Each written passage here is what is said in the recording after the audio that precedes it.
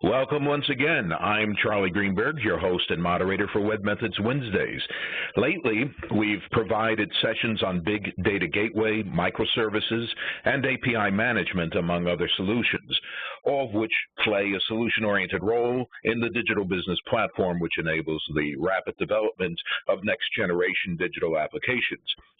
We've also previously dedicated sessions to DevOps, but what we haven't discussed is how a company in a DevOps environment would ensure comprehensive visibility and be able to continuously monitor that environment. And that's today's topic, soon to be presented and demoed by Anne-Marie Bond, Senior Manager for Product Management. But first, I'd like to point out that today's presentation is brought to you by Software AG, a 45-year-old organization well known for customer-centric innovation. In fact, when we get to the next slide, you'll see that Software AG is ranked as a leader in many innovative and digital technology categories.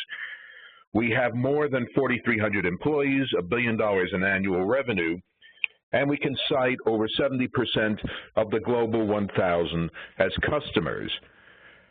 And those customers include over 2 million developers at leading organizations who have adopted Web Methods products to innovate solutions cross-industry, cross-private and public sectors, and who rely on Software AG to complete their journeys as digital enterprises by using the end-to-end capabilities of the digital business platform.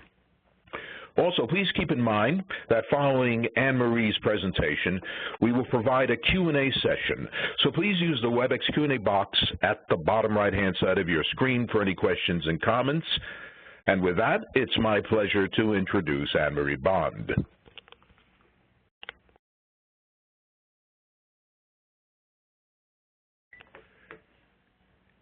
Anne-Marie, you may be on mute. Thank you, Charlie.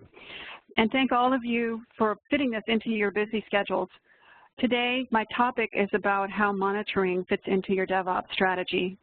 And DevOps is this combination of software development and operation, which blends kind of traditionally separate teams in order to promote communication and collaboration.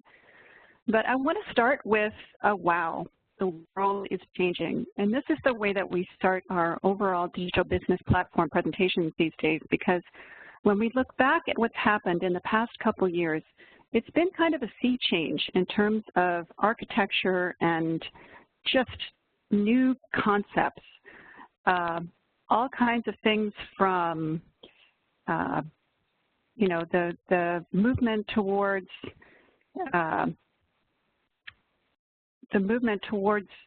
agile architecture, which has changed the entire way that developers work and IT works. There are market forces that come into play with Gartner papers about big data and cloud. For the longest time, integration has been about synchronizing data between apps with B2B through files or processes, but the ones that affect operational intelligence most are around microservices and demos. So microservices and containers are kind of happening today. Over the years, ESB has kind of turned into a monolithic term. And of course, Software AG hasn't stood still. We're doing work in this area. We have a new microservices container that just became available. But these distributed architectures are harder to manage, and they require a different monitoring perspective. But then as soon as I say microservices, you should be hearing DevOps. You cannot undertake a microservices project without undertaking the discipline of making sure that you're working towards continuous delivery, because the business is driving this need to sense and respond ever more quickly, even up to, you know, releases that can be 3 to 4 weeks in length, much different from traditional releases, which were on an annual basis. And all of these new things coming down the path, if you don't have a solid monitoring ability and the ability to manage them operationally, you won't be successful in implementing them.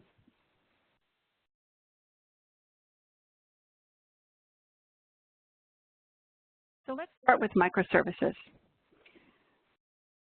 This is a quote I found from someone who's rather well known in the microservices world. His name is Martin Fowler.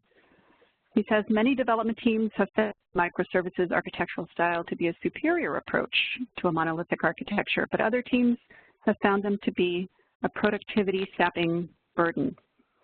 And that feeds into the perspective that we have, which is microservices have the potential to increase the agility of your business, to enable you to have distributed development teams, to spin them up very quickly, to support massive scalability, but they increase the complexity of your architecture.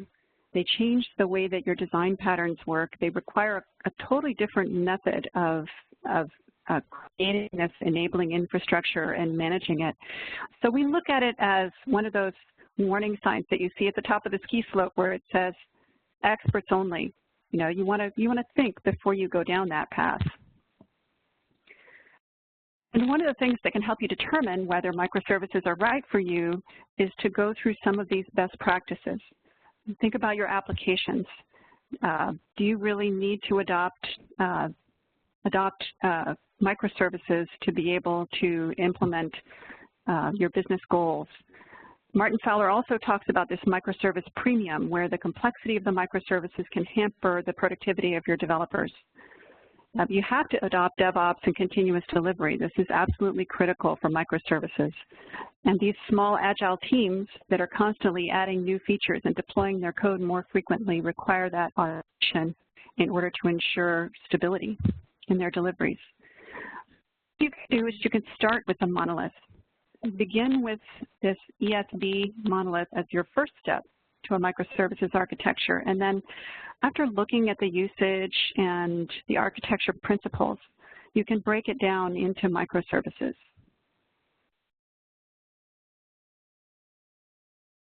Last, of course, you need to have a shared repository for your services. Because there are more services and lots of different teams building them, they may not be communicating. In order to avoid duplicate work and conflicts, we really do recommend a service repository and comprehensive monitoring. Here's where we get the monitoring requirement. Because microservices are so distributed, this comprehensive centralized monitoring is really critical. This is Gartner's reference architecture for microservices. And when you look at it, it's actually not that far from the traditional architecture for ESBs, right? We have our microservice containers in the center. On the top, we have our consumers coming through some kind of discovery mechanism to find the services, then being routed to the proper containers. On the back end, we have events allowing these microservices to communicate via the messaging channels. And underlying all of this architecture is the automation and the monitoring that supports the functionality of your microservices. So what does that look like when it's mapped to software AG components? Well, the microservices container is our new web methods microservices container, which runs in a Docker container. They communicate, again, by events, but over our universal messaging bus. And then all of the microservices can be discovered through your API portal, and your API gateway can help create the routing and security that you need as you're channeling your consumers to the proper microservices containers. And on the back end, we have a combination of 3 products that handle sort of the infrastructure and software development lifecycle and monitoring capabilities. Command Central does all of the software development lifecycle automation, installation, fix management, templating. You can automate all these things either from command line scripts or by using REST services. Optimized for Infrastructure, abbreviated there as O4I, provides monitoring, analytics, and alerting for all of the applications in your software AG architecture. And Insight monitors the transaction layer. So if you have services that are running and that are connecting across these containers, Insight can correlate those services and give you alerting and monitoring on that service layer.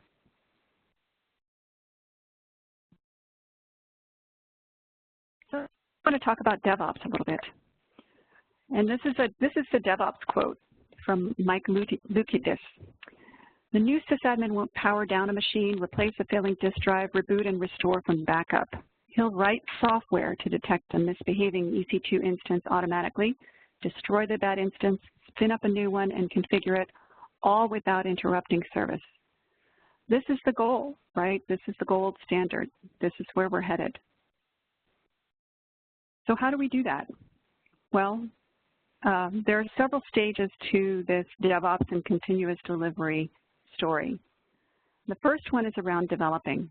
Microservices give us that increased agility and enable us to have distributed development so we can have individual project teams working on things at their own pace and delivering as fast as they can.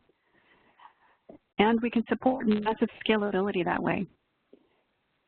But overlaying that, we need to have a set of automated tests that run daily that quickly capture the errors and enable quick fixes to be made so that we don't have issues happening every time we put out one of these small releases. We need reliability along with rapid delivery.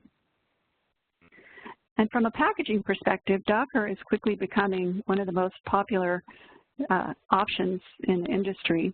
It allows us to improve the consistency of our platform configuration, something that's been a thorn in the side of deployment teams from time immemorial. It allows you to quickly load these images.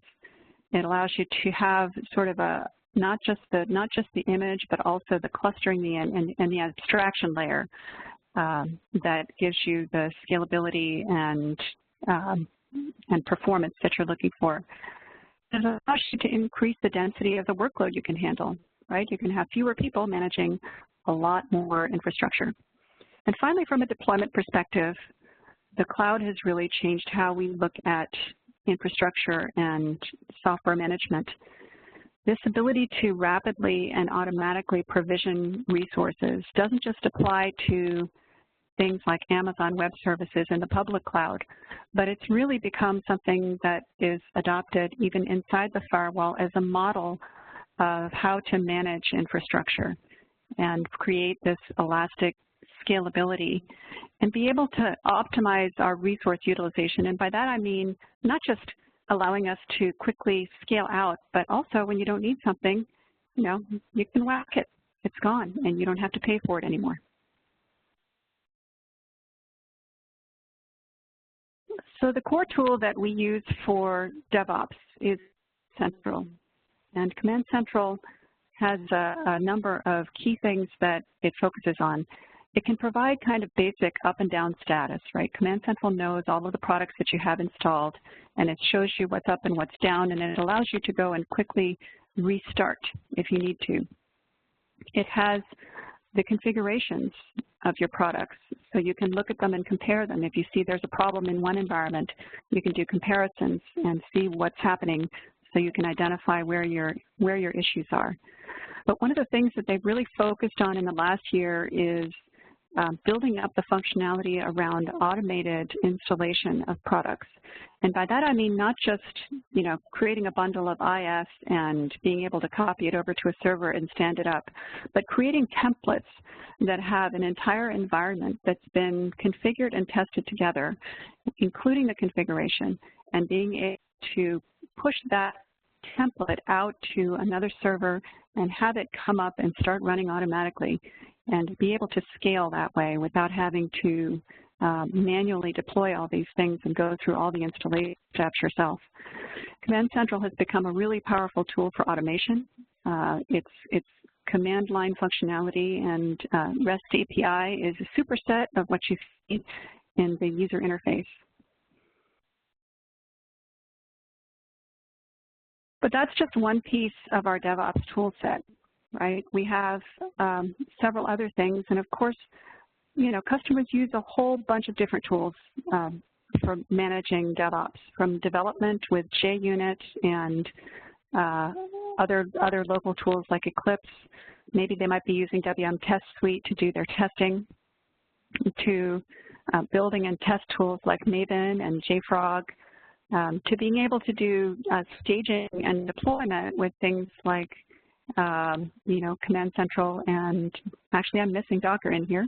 It seems like it should be in here. And of course, deploying on Amazon Web Services and maybe even Microsoft containers, using Web Methods Insight and App Dynamics to see how your services are performing, and under the covers, monitoring things with Command Central, maybe Nagios and BMC for your hardware monitoring, and Optimize for infrastructure for monitoring the applications and how they're functioning.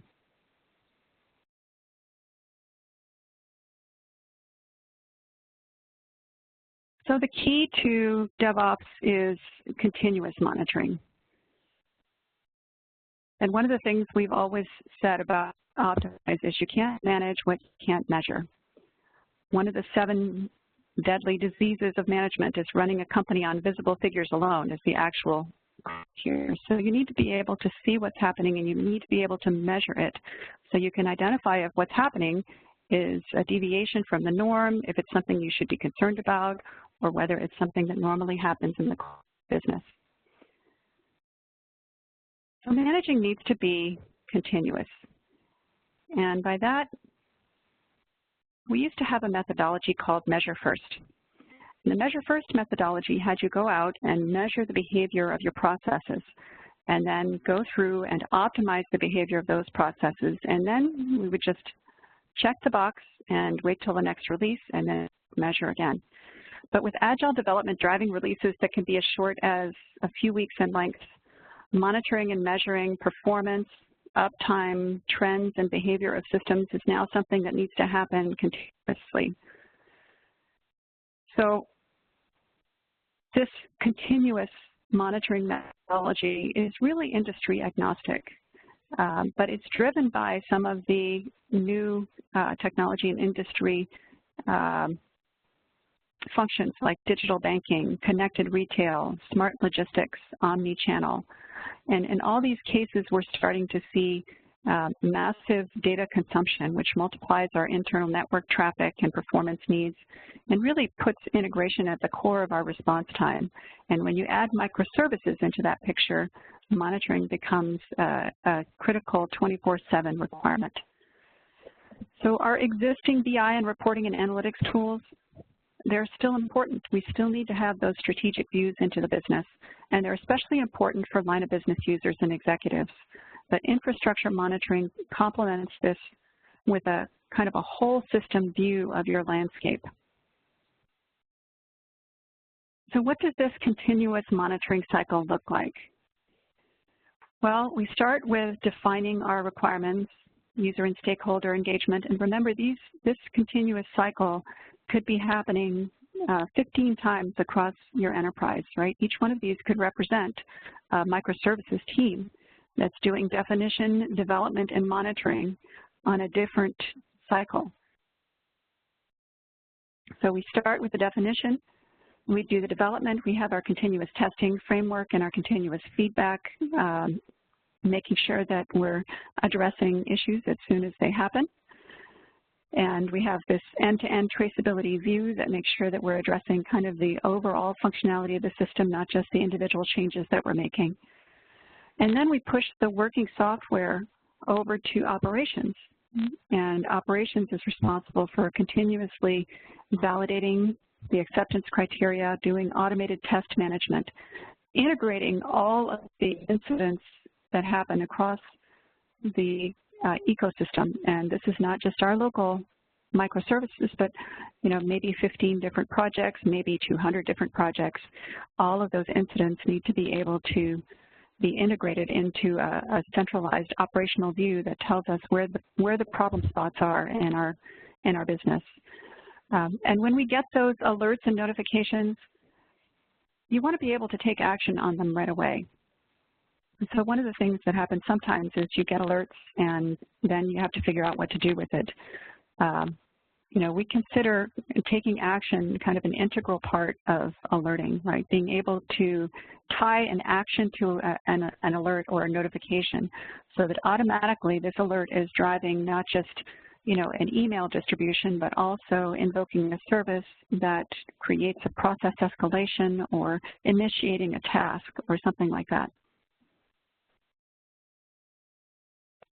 So what is the core design of operational intelligence? It really encompasses a wider scope than ever before, right? We're seeing not just our traditional app data coming into the monitoring framework, but we also have mobile data, social data, multimedia, we have business data, and we have event streams, which can be from a wide range of hardware and software. In Optimized for Infrastructure, all of these events get collected by what we call the infrastructure data collector. And the infrastructure data collector forwards these events to the event processor, which looks at the rules that need to be applied to those events and determines whether a violation has occurred and issues the violation, if so. And then it takes all of those events, correlates them into dimensions and KPIs to provide analytics on what's actually happening. So you can get really kind of the big picture view, the trending, the baselining that allow you to tell how things are performing from a higher level perspective. And when we have things that are out of band behavior or we have rule violations, then we can send notifications and create responses based on those violations. And of course we have, under the covers, we have a data store where we manage all of these KPIs, and then we have a user interface for our business users to be able to see what's happening.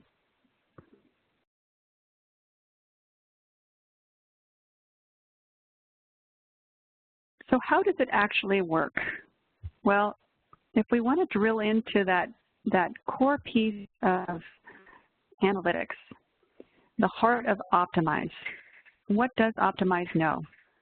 Well, our analytics engine can determine what normal behavior is, and it can determine the normal behavior by the time of day or by the day of the week. So if you see kind of a flow of what happens during a normal week here, you can see that we have a lot of activity on Wednesday, and by Friday it kind of drops off. So when there's a current reading that's trending up, we can create an alert that lets us know that there's a trend that's out of the norm for this particular service or this particular piece of infrastructure. It learns this system behavior through automatic baselining, and it creates these trends and identifies sort of the statistical deviations that allow you to create rules based on what's normal and what's not normal.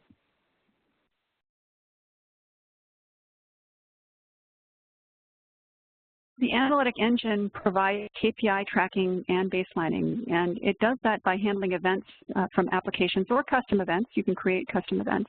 It maps and stores those events into a star schema, and that calculates all the baselines and the algorithms based on the KPI definitions, and it fires the rules and their associated actions and alerts. And so I do want to distinguish between rules that are fired based on KPIs and rules that are fired based on an event. If you have an alert that's set on a particular event occurring, like your server going down, that alert will fire right away as soon as Optimize knows about it. But if you are creating a rule based on a KPI and your KPIs are calculated every 5 minutes or so, and that's when we can determine that the trend is actually a statistical deviation that you've requested to be alerted on, that's when you'll receive the alert.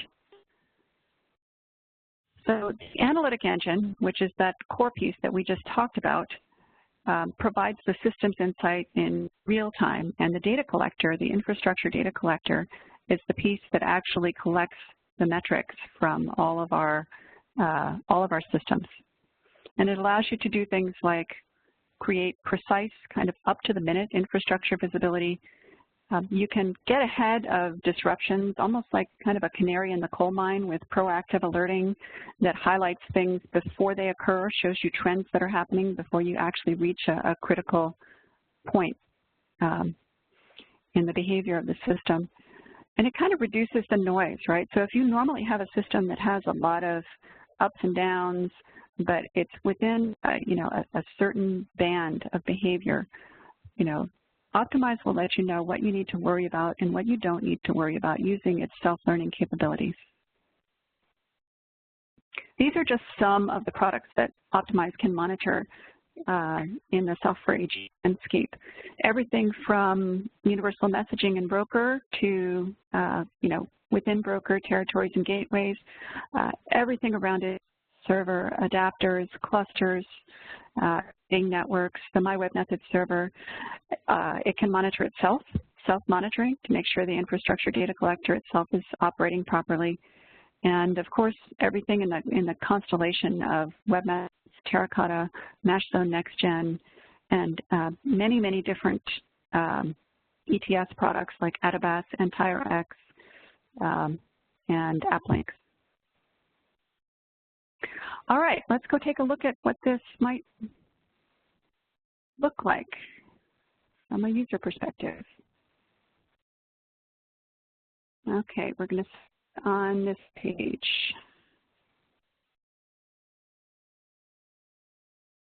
So today we're going to be looking at a demonstration that shows the value of comprehensive visibility across the Software AG application landscape. This environment is set up with all of the core runtimes for Optimize.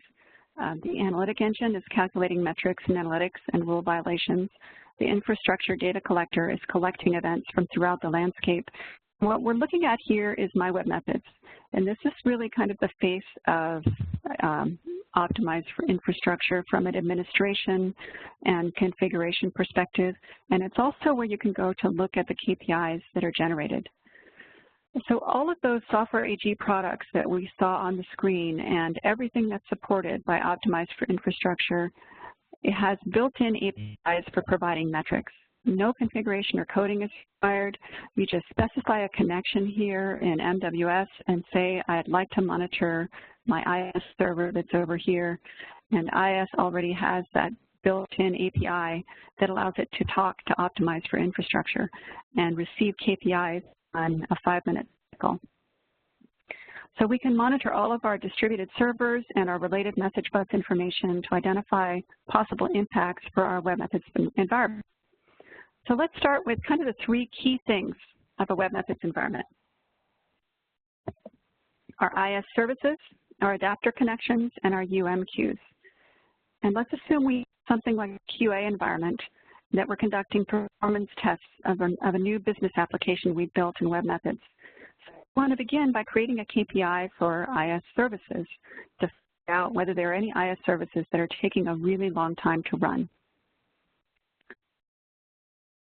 I'm going to start by looking at my monitored components list. And in this particular installation, I don't have a whole lot of things in here, but I have key things. I can monitor a broker, I can monitor IS, I can monitor UM, and I have a couple more. I have my monitoring, some of my broker server monitoring.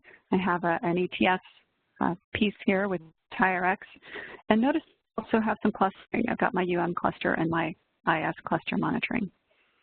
So I'm going to start by looking at integration server. Now, each one of these components is a component that can be monitored in our infrastructure. And if I look at the IS service, following it all the way over to the right, we can see that there are over 18,000 IS services.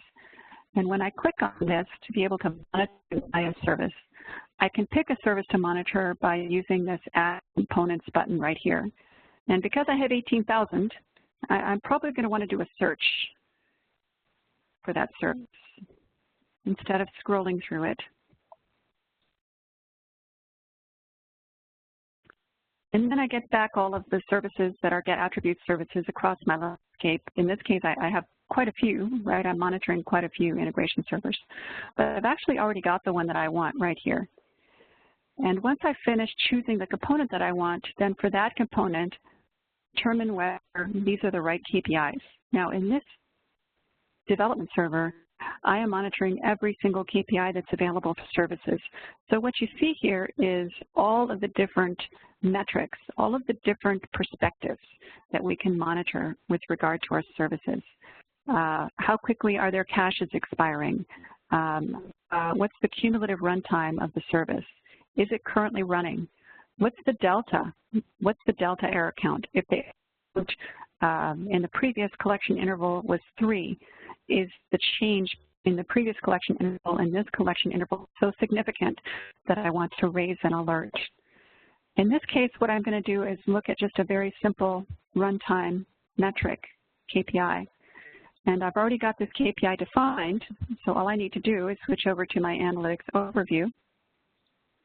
Again, search on my Get Attributes service. And of course, I have a lot of, all those KPIs that we had defined are being collected. So each one of these I have metrics for, but down here I can see is the runtime KPI, and it looks like it's trending upward. I have a little upward arrow right here. So let's drill into the KPI and see what's actually happening here. Okay, so this graph, we can see each one of these dots is being collected on a 5-minute interval. So for example, at 9/11, the amount of time that it took for services to run, this particular service to run was 677 milliseconds. And we have some outliers here, right? So this green area here is kind of the baseline that Optimize is automatically determined. And when you create a rule on this, you can say when it goes outside that baseline behavior, that's when I want to be notified.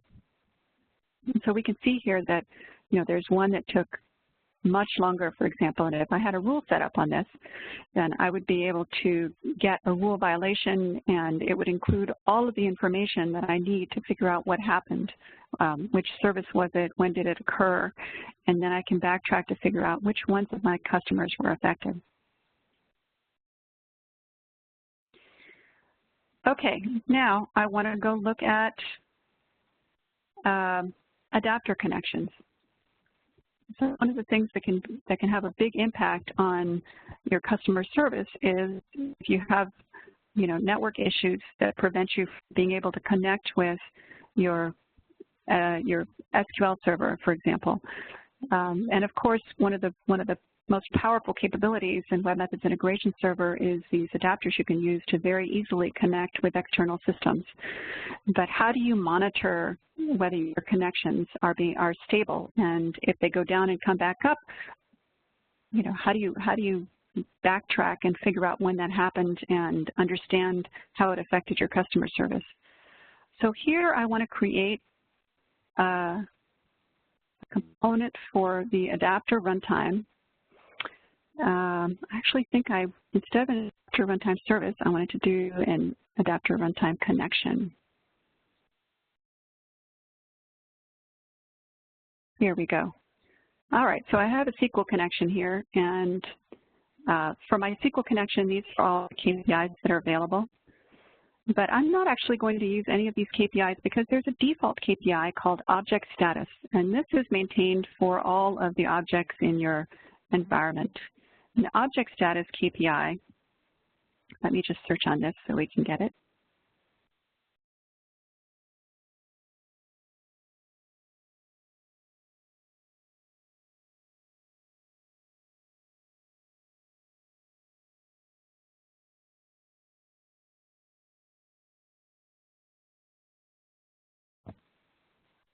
The object status just tells me, is it up or is it down, right? So today, it looks like it's up. But let's go look at our KPIs and see what's been happening. Well, it turns out that just around 9 o'clock, it actually went offline for several cycles. So this is something that you might want to, really think about how you want to handle an issue like this. So if adapter connection is key to a customer process, for example, I can create a rule that not only sends alerts to the IT team, but also lets my customer service organization know that if they get customers reporting issues, there's something going on in our infrastructure. And I can do that right here with this little create rule drop-down. So I can create a rule called notify customer service, and I can determine whether I want it to apply just to this particular KPI instance, right, only to this particular adapter connection, or to all adapter connections, JDBC adapter connections. I don't have any users defined, but normally I would have some users defined here, and I would have the ability to not just send the email, but also create a web service or invoke a process. I might have an escalation business process predefined that goes through a whole bunch of stages to make sure that everybody is tweeted or texted and knows about what's happening. And I can execute it either on some kind of aggregation interval or every single time it occurs. So in this case, we had it go down, and it was down for, 6 different cycles. Do I want to send out 6 different notifications to my customer service team? Probably not. So I would do this on an aggregation interval. And I want to have, in this case, I want the reading value to be equal to 0. But I could also do something like, if I have a KPI that has a normality, right, that green box that shows us the behavior of a metric that normally goes up and down a little bit, but I want to be notified when it's more than 2 standard deviations above normal. This is how I can do that. I want to be notified if it trends up or trends down, right? And it can be, maybe trending up for 1 cycle is not a big deal. Maybe if it trends up for 5 cycles, I need to know, because then there's something happening. So this is how you create rules. Okay, lastly, for my environment, I want to monitor my queues. It's critical to be able to monitor what's happening in my service bus. So in my queues, I can see that I have a number of different servers here, and for each one of these, I have all of these KPIs. So the one that I want to focus on is kind of a new KPI that we just added. This is something that addresses not just the connections or the buffers or the overall size of the queue or the free memory, but something that one of our customers pointed out, which is sometimes when I'm monitoring my queues, the queue is increasing in size and we're not having any memory problems, but the client is not working and messages aren't being pulled off the queue and they're not getting processed. How can I identify when the queue is getting stale? And the way that we do that is we have a new metric called age of oldest event. So the age of oldest event KPI that I've created over here, I'm going to show you the response.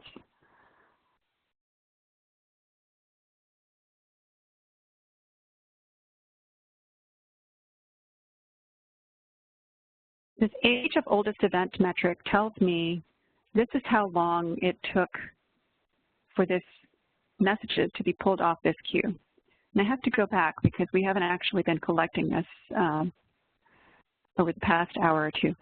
But you can see here that in the beginning, we were pulling messages off the queue in 54 minutes, right?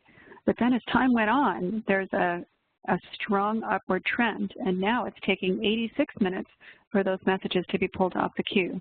So if I had a rule here that did something like, let me know when the upward trend continues for more than 5 clicks, I would be notified pretty quickly that something is going on with this queue. It's operating more and more slowly, and like a canary in a coal mine, I can get a heads up that something's happening and contact that team. And of course, I might have this rule tied to the team that owns the client application. So I can have a rule defined that lets that team know that something's happening with their client. It's not managing the messages in the queue properly.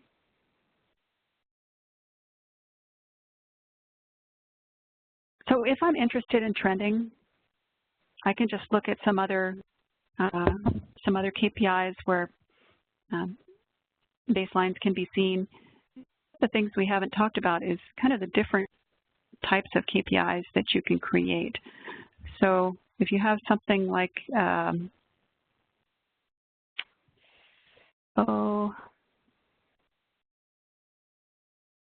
one of these delta metrics.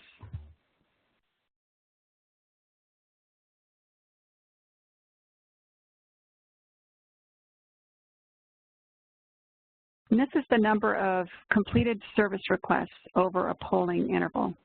And so if we want to look at something like our integration server service requests, every 5 minutes, it's looking at the number of completed service requests, and then it's comparing it to the number of completed service requests in the previous interval. And so what we're seeing here is the delta. So we completed fewer service requests in this interval than we did in this one, the change from one interval to the next. And if the trend becomes too significant, for instance, right here, I can become alerted. And note this green line actually is showing us kind of the average reading as we go along. But if we scroll some of this KPI page, we also get other metrics like the mean, the minimum, the maximum. There's a lot of statistical data that's collected that you can use. So Optimize for Infrastructure has wide and deep coverage of metrics and events that are in the landscape. If we go to this list of monitored components here, there are over 200 configured components for monitoring things like ETS products, Out-of-Bath, EntireX, AppLink, Complete, and Natural. All key web methods products covered from integration server, including all of the adapters, packages, services, ports, listeners, networks, broker, universal messaging, and of course, Optimize itself. And other related products, including Terracotta, including clustering, the Apama correlator, digital event services, Mashzone, and Presto. And this instance that has all of the KPIs and all of the components, if we go look at the actual list of available KPIs, there are over 2,000 available KPIs. And it's not just about the number, right? The unique value is provided by application-specific monitoring, like being able to monitor universal messaging and integration server clusters. So if we look at cluster monitoring,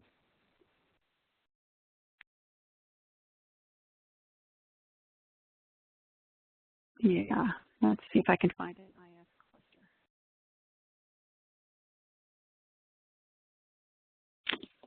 How about just cluster?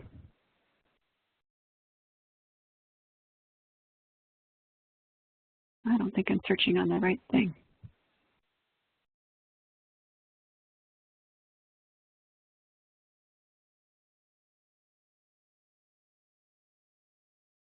Here we go.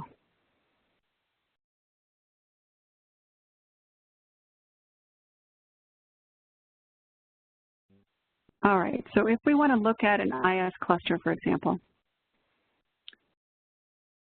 the types of KPIs that you see, average request duration, current requests per minute, delta number of requests. When you think about what happens in a cluster, you might be able to see that one of your IS servers is having an issue. And when that node goes down, it may show up as down. But you can go and look at the cluster monitoring and see that the cluster is still active. You might see your average request duration increasing. You might see your total number of requests increasing, maybe doubling or tripling. But you can see that they're still being processed and your cluster is still functioning. And you can create different types of escalations if you have issues with your cluster instead of issues with an individual server.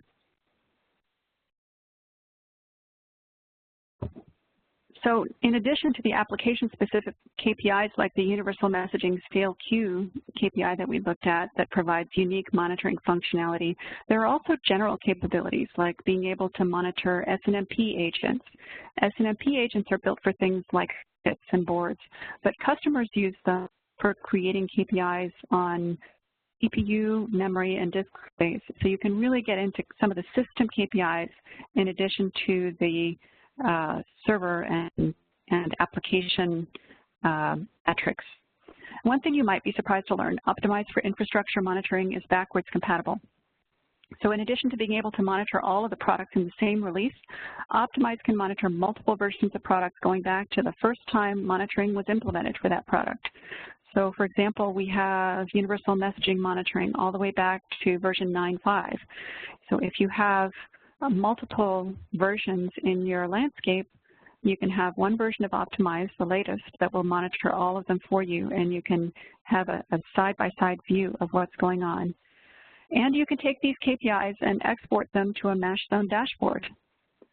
I did a quick dashboard just this morning, and what I did is in the upper right where we were looking at those rules where we were able to create a rule.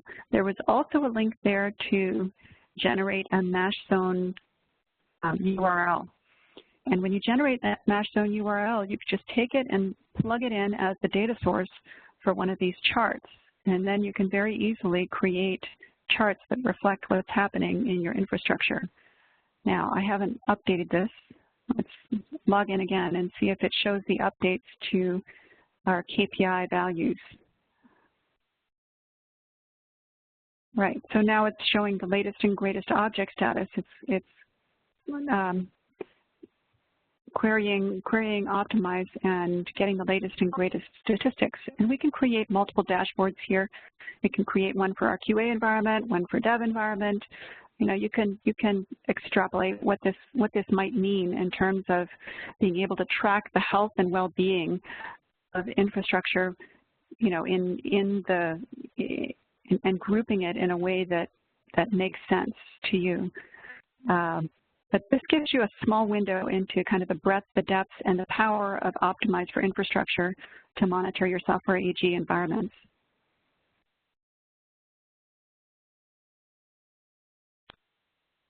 All right. Let's go back to our slides. So to summarize, critical elements of DevOps management, visibility. You need to have visibility across your entire business. You need it to be near real time. You need to be able to quickly react, create, and change, and you need to be able to predict, right? If you can see those trends and that out-of-band behavior happening, you need to be able to react before it becomes critical to your customer. For event processing allows you to receive and send data from many, many different sources and use those events to correlate them into KPIs and analytics that help you identify threats and opportunities. You need rules to determine the appropriate response to conditions. You need analytics to do automatic baselining, learn what's normal, and alert when things are behaving in a non-normal. You need proactive and real-time alerting with context. You need all the information about what caused the alert. And of course, you need to be able to take action to fix the problem using, you know, service invocations, processes, tasks, texts, email notifications, the whole constellation of communication to your team so you can respond and figure out what's happening. And that is the end of my presentation. Charlie, can I hand it back to you? You certainly can, and you've just done so. Thank you, Anne-Marie. And before we go to Q&A, we'd like to take the opportunity to offer today's attendees a 20-minute consultation with our expert, Anne-Marie Bond. So if you'd like to continue the dialogue on continuous monitoring, please contact us right now through the WebEx chat box, or feel free to use the email address on your screen. And now, let's go to the final slide and our Q&A. Anne-Marie, here's the first question. In your opinion, what is the most important thing to consider when optimizing your monitoring strategy for DevOps?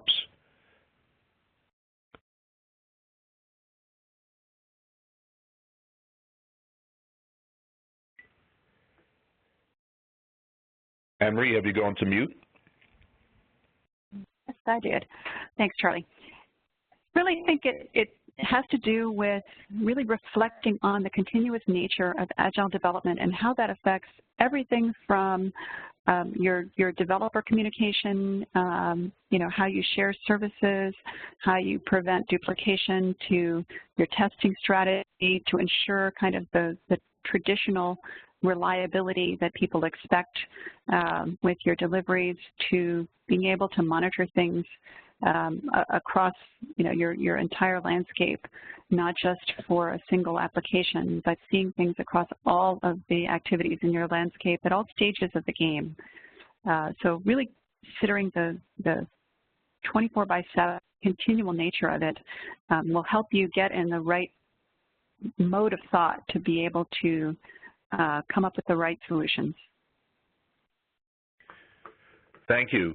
Let me preface this next question by just saying Web Methods 9 as a complete release cycle has gone through 10 or 11 iterations. So with that in mind, Anne-Marie, where in that do microservices containers exist? Web Methods 10, which came out in April, I believe, is the first release of our microservices, our Web Methods microservices container, and that's an innovation release. So if customers are interested in that, then they need to contact support and request the ability to download and try that out. And I encourage you to do that. I think it's a really exciting new capability.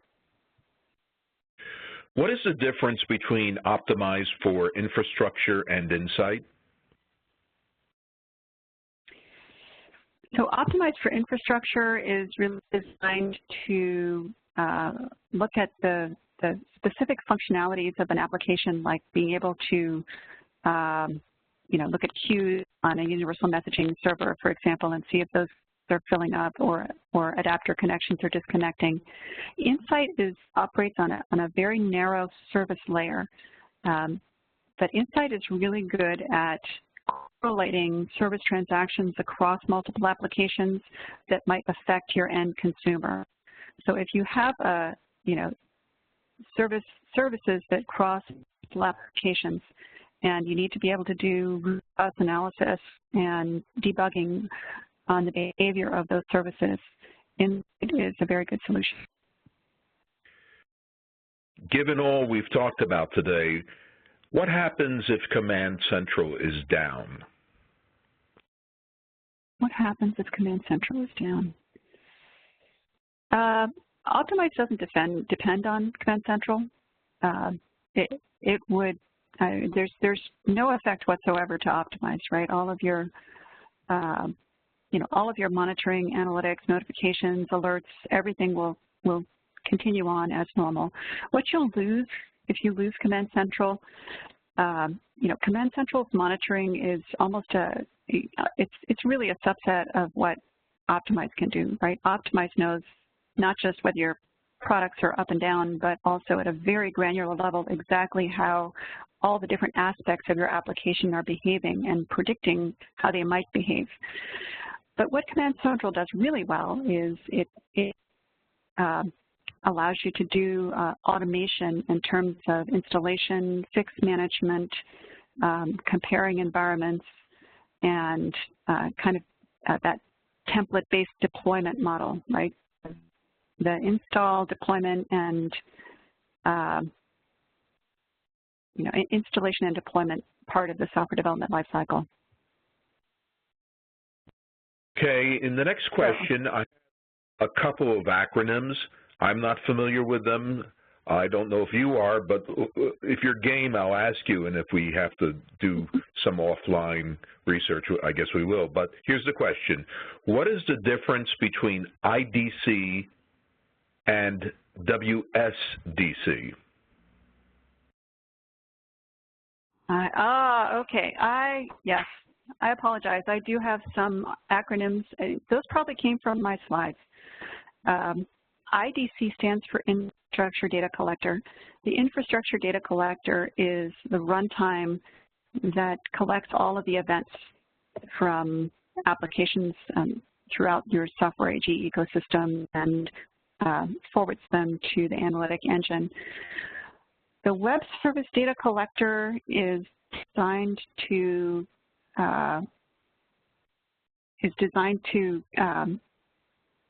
integrate with applications that can generate web services in order to create a model of a process. So if you want to monitor a process, you have two approaches you can take. The first one is you can create an orchestrated process that's managed by our business process engine.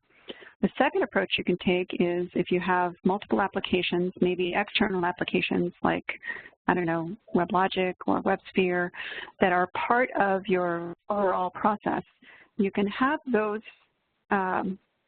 applications fire off web services that say, I just executed a step in my process. And the web service data collector will collect those notifications and correlate them just as infrastructure data collector does and forward them to the analytic engine in a way that lets the analytic engine know what process they belong to, right? So it really applies, web service data collector applies to monitoring a business process, and infrastructure data collector supports monitoring your infrastructure components. Thank you. The next question is geared more to a product marketer. Not that you can't answer it, but just to make that caveat at the beginning. What is the licensing model for Docker? What's included? Yeah, I don't know the answer to that question. I'm sorry. I can definitely get you in touch with someone who can answer it. Great. All right. So we'll take that offline and get back to that questioner. Can you present, Anne-Marie, a Docker demo, preferably in AWS in the near future? I can talk to someone who can. I think that's a great that's great feedback, and we definitely can look at setting that up. All righty. Is this a Docker? Would this be one-on-one Docker demo? We'll have to find out. So we'll definitely follow up with that questioner as well. And I think this might be our last question. How does the use of microservices affect continuous monitoring? Well, we've seen with some of our discussion about microservices, it's a whole new ballgame in terms of software development, right? For years, we've worked so hard to come up with processes that were really kind of based on the waterfall model that centralized everything and, made us all part of one big software development team that was all using exactly the same tools, had visibility into everyone else's, code baseline, and we were all running on the same release cycles. Decentralized microservices architecture has changed things completely, and it's affected not just our development test styles, but also, our monitoring requirements, because now that we're doing these very rapid releases, we need to be able to keep up with, what's happening in a continuous way. Thank you, Anne-Marie. And I'm going to answer one question here all by myself. There is no fee for the 20-minute consultation, so please reach out to us. It's just sharing information. Our thanks again to Anne-Marie Bond for this great presentation. We appreciate it very much. Stay tuned, as you can see from the schedule, to future Web Methods Wednesdays presentations. Our next one is about continuous integration with Web Methods. What does that mean? We'd like to show you. Until then, we appreciate you being here and look forward to doing this again, and have a great rest of the day. Thanks for coming, everybody.